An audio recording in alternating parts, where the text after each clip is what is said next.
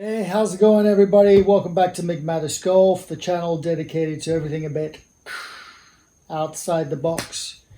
In golf, if you're like me, you've kind of had your fill of conventional golf instruction without really it bearing any fruit for you, then maybe this is the place for you. So leave some comments, tell all your friends about the channel, hopefully give us a thumbs up, hit the bell notification so you get a notification on the next video. It all helps to grow the channel, much appreciated. So today's another read to improve. So if you've watched my channel before, you know that I firmly believe that training your muscle memory isn't enough. Okay, just going to the driving range and working on a tip that you heard from somebody, hoping it to all kind of like just magically appear in your golf game is pointless. The way the body or the humans best learn to do things is fill your brain with the information, good information, bad information, different information. Let your brain decide what it wants to do or what it wants to use, and then it has the knowledge to go and try to perform that, sending the correct signals to your muscles and all that. So yeah, there's no point trying to work on a golf game without knowledge of the different techniques, the different ideas, and trust me, there are plenty out there. So without further ado then, today's book is a bit of a strange one in that I'm not a huge fan of the author. Even though he had success with a couple of players going back a few years now, notably Nick Price and Nick Faldo, I'm not a huge fan of his. I don't particularly enjoy his teaching style, and I don't know. There's something about it I can't quite put my finger on. But that doesn't mean that what he teaches hasn't worked for some people. Okay, and this channel is all about the right medicine for the right ailment. Okay, so there isn't a secret to golf. There isn't one person that knows the correct way to do stuff. Okay, different things work for different people, and I want you to go and find what works for you. So I am bringing you a golf book that's in my collection that, even though I don't like the teaching style or the teaching methods of the author, I think is immensely valuable to some people. Now, this chap has written many different golf books, and he's kind of changed his teaching style over the years. That's not the point of this book. The point of this book is to let you know that if you're a beginner in golf, it's very easy to get just little tidbits here and there from your friends and set off down some dark path, some dark journey in your golf swing that will set you back for years, just because you listen to your best buddy or you listen to, and without really understanding why, you're just going on what they said. And then you get into doing something like, let's say you're shanking it all the time, yes, the dreaded S word, or you're topping it or you're fatting it, and you don't know why, you don't know how to fix it, and your buddy says, well, you're lifting your head up.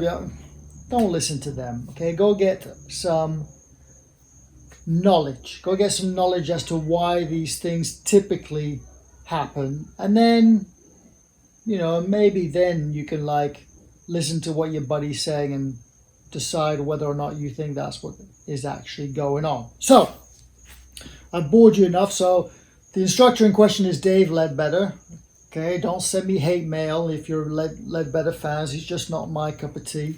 But Dave Leadbetter's Faults and Fixes. Now, Dave Leadbetter has one of these. Many other golf instructors have this type of book.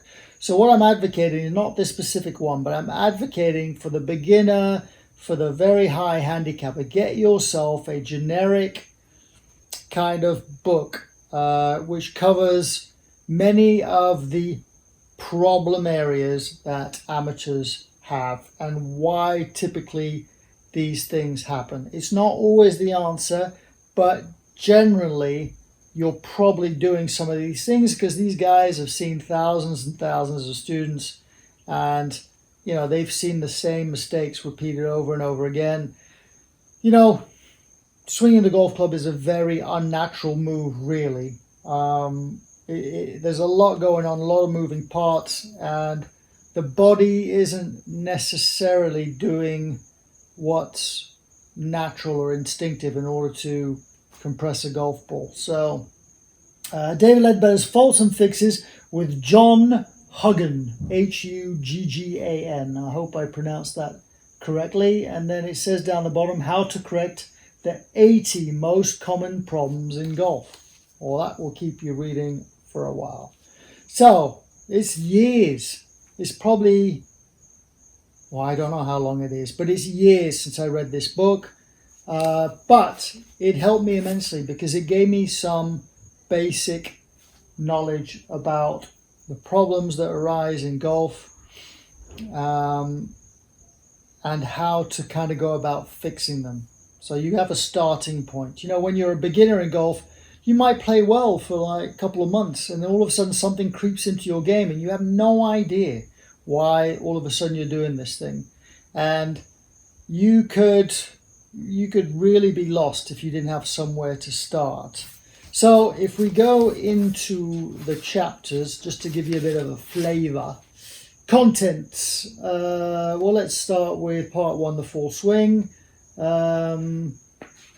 Let's see something that could be interesting. Well, it says the backswing, at the top, downswing, impact finish, common flaws. It moves on to the short game, putting, chipping and pitching, bunker play. Now, a lot of amateurs really struggle out of bunkers, right? They really don't understand how the physics of a bunker shot, and just understanding that is half the battle.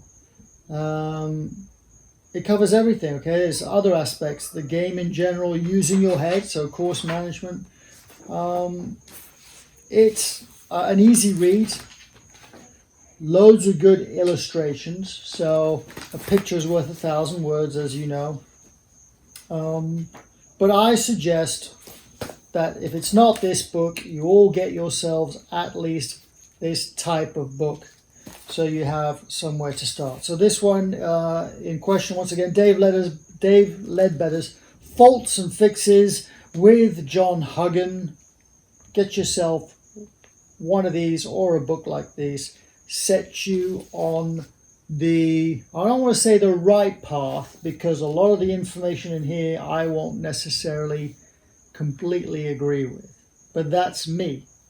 You might, okay? But get yourself this type of a book, so you have a starting point, somewhere, a roadmap, somewhere to go when you run into these problems, okay? I don't know what more to say than that. An hour or two of reading could save you months, if not years, of problems in your golf game. That's it. You know, if you've got the book, if you read it, if you're a big Leadbetter fan and you now hate me, leave some comments and let me know what you think. Otherwise, I will see you again pretty soon with another video. And I hope you enjoyed this one. Take care.